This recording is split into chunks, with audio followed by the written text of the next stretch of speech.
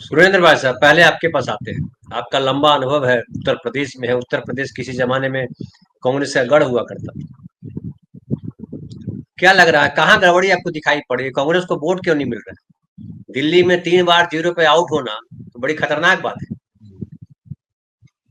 जी, इस समय जो राजनीति का दौर चल रहा है, मैं उसकी एक वानगी आपको कुंभ स्नान से दे करके फिर आगे बढ़ता हूँ, तो आपको समझ में आ जाएगा कि राजनीति क्या हो रही है और क्यों असर नहीं हो रहा है। लोग अपने पाप काटने के लिए संगम नोज में कीचड़ में नहा रहे हैं। घंटों घंटों लाइन में लगे हुए हैं, उनके खाने पीने की व्यवस्था नहीं है, नहाने धोने की व्यवस्था नहीं है। वो गरिया भी रहे कि क्या साफ व्यवस्था है और हम लोग फंस गए। दूसरी तरफ पुलिस परेशान है, वो लोगों को हाथ जोड़ रही, माइक पर अनाउंस कर रही है कि भाई आगे मत जाओ, आगे जाम है, इसलिए आप लोगों की बड़ी जरूरत है कि आप पीछे घर लौट जाइए। नहीं जा रहे हैं। इसी से हमारी राजनीति इस समय कीचड़ में लौटने जैसी हो गई है। राहुल गांधी एक सुधी चित्रकार की तरह एक बड़ी खूबसूरत राजनीतिक तस्वीर बनाने में लगे हुए हैं। बहुत बड़ा कैनवास लिए हुए हैं, लेकिन कैनवास जो है जगह जगह गंदा है। कहीं साफ मिल जाता है तो उनका उनका चित्र उभर आता है, कहीं वो चित्र बनाते हैं लेकिन वो गंदगी में छिप जाता है। आपने कहा दिल्ली, हरियाणा, आपने बहुत अच्छी बात कही, जो मैं स्वयं सोचता रहा कि मैं कहूंगा, कोई कहता नहीं, हिम्मत नहीं करता। और चूंकि आप कह रहे हैं इसलिए महत्वपूर्ण, इसलिए मैं भी कह रहा हूं उसको, कि जिस दलित के लिए राहुल गांधी संविधान की किताब लिए पूरे देश में घूम रहे हैं, वो दलित प्रताड़ित होने के बाद भी भाजपा को वोट दे आता है।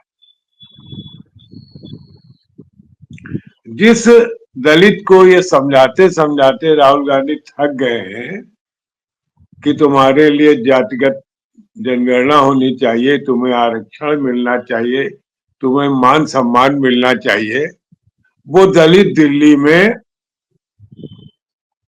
पेंशन के नाम पर, शराब के नाम पर, रुपयों के नाम पर फिसल कर भाजपा की गोद में चला गया। किसकी लड़ाई लड़ रहे हैं? मैं बार बार कहता हूं, जानबूझ के कहता हूं, कि अब हमें देश के मतदाताओं को झकझोरना होगा। वो चाहे दलित वर्ग का हो, चाहे आदिवासी हो, चाहे सवर्ण हो। क्या आप हमसे उम्मीद करते हैं कि हम आपके ऊपर छाता लिए चले कि आप पानी भीगने न पाए, लेकिन आप कीचड़ में लौटने पर आमादा है कि हम कीचड़ में जरूर लौटेंगे, आप हमारे ऊपर छाता लगाए रखिए। अब आपने हेडिंग लगाया, राहुल गांधी का राह का रोड़ा कौन?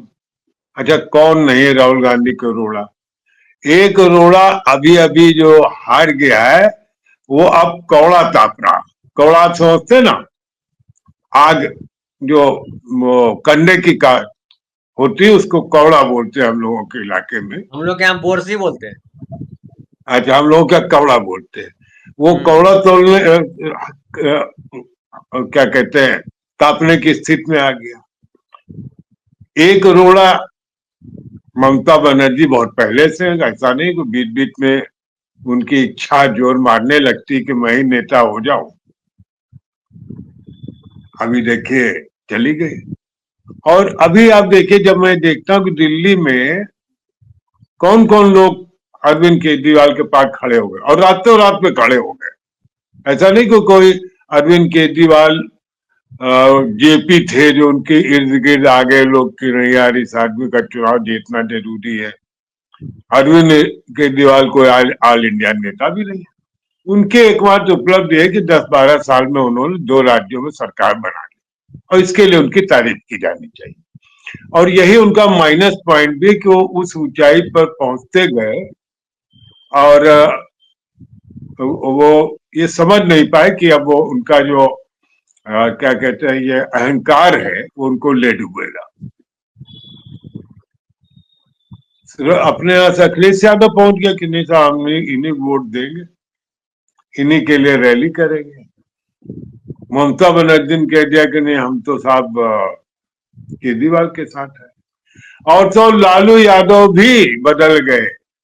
वो लालू यादव जिनके मतलब जो उनके जेल जाने से लेकर के सारे बुरे समय में कांग्रेस खड़ी रही उनके साथ, उन लालू यादव को भी केजरीवाल अच्छे लगने लग गए। तो मुझे लगता है कि कहीं कोई खेल हो गया था। शिवसेना उनको अच्छे लगने लग गया, अपने शरद पवार को भी अच्छे लगने लगे। भाई ऐसा कौन सा जादू था? मुझे लगता है जादू नहीं, कोई खेल एक सूत्र में पिरोकर खेला गया। तो सत्ता पक्ष का ही रहा होगा, इन सबके अपने को दबाव रहे होंगे। मैं आप जानते हैं मैं तो दो टूक बात करने का आदी हूं कि कोई पॉलिटिकल कंपल्सन इसमें किसी का नहीं था, क्योंकि अखिलेश यादव को उत्तर प्रदेश में अरविंद केजरीवाल की कोई जरूरत नहीं है। ममता बनर्जी को भी केजरीवाल की पश्चिम बंगाल में जरूरत नहीं, बिहार में लालू यादव को भी जरूरत नहीं, महाराष्ट्र में, क्योंकि वो तो किसी के पास गए ही नहीं। केजरीवाल तो अपना जहां उसका हिसाब बना तो ठीक है, वरना कोई बात नहीं। इसके बाद भी आपने देखा एक दो तीन तीन चार दिन में सारे लोग धकाधक कूद गए उसके पक्ष में। तभी मेरा माथा ठनका रहा कि कोई खेल हो रहा है।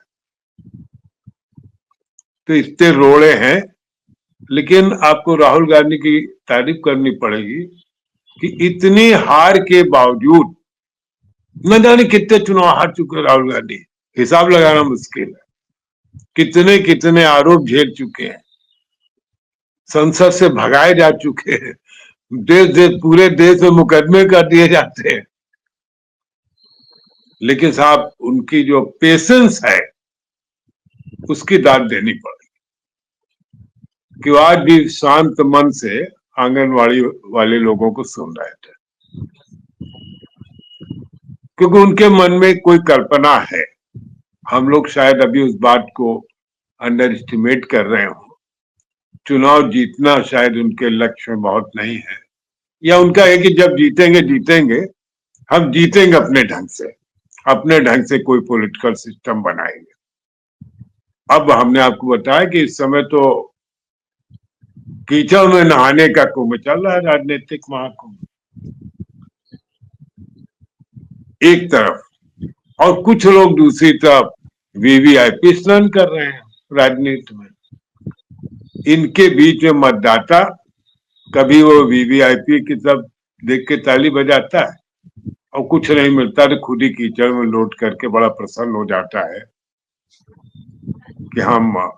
और आपका ही आज जब दिन का कार्यक्रम देख रहे थे, बाद में हमने कहा देखे आज आपने क्या किया, तो एक दो बड़े अच्छे वीडियो आपने दिखाए। एक वीडियो बहुत अच्छा था कि हम पढ़े लिखे मूर्ख हैं कि माँ बाप को जिन्हें वो पानी देने को तैयार नहीं होते, अब जा रहे हैं वहां कीचड़ में नहाने के लिए। है ये इस ढंग की जब राजनीति, क्योंकि राजनीति समाज से अलग नहीं हो सकती। अभी ये कि समाज अलग दिशा में जा रहा है, राजनीति अलग दिशा में जा रहा है, नेता अपनी दिशा में जा रहा है। प्रधानमंत्री वो हमारे अपने देश से ज्यादा वो अपने देश के एक मित्र को बचाने के लिए ट्रंप के सामने बिल्कुल साष्टांग दंडवत है।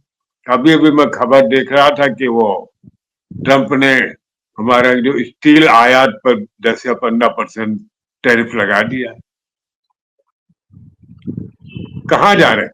क्यों? एक बेसिक बात क्या गलत हो गई? बेसिक बात एक गलत हो गई कि राजनीति अब व्यापार हो गई है। अब राजनीति का व्यापार हो रहा है। या व्यापार की राजनीति हो रही, दोनों हो रहा है। वो एक मुहावरा है ना कि सारी बीच नारी है कि नारी बीच सारी है, कि सारी की ही नारी है नारी की ही सारी। ये समझ नहीं आ रहा है कि वह अडानी चला रहे हैं कि मोदी जी चला रहे हैं, या मोदी अडानी एक ही हैं, या ये दोनों अलग अलग हैं, या दोनों एक ही हैं।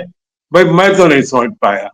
अब आप धनंजय जी यंग आदमी है, युवा पीढ़ी हमने सुना है कि बहुत बहुत होशियार और इंटेलिजेंट होती है, तो आप ही बताइए भाई, मेरी प्रौढ़ बुद्धि में तो समझ नहीं आ रहा है कि कौन इस देश को चला रहा है। जी जी